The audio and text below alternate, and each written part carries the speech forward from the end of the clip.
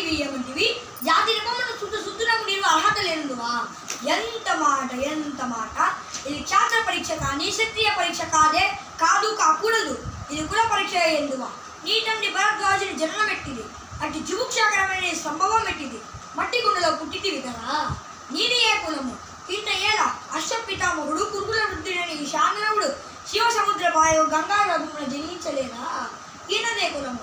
నాతో చెప్పిందివేమయ్యా, నా వంశానికి మూల పురుషుడు వశిష్ఠుడు దేవవేషకు ఉర్వశీపుత్రుడు కాదా?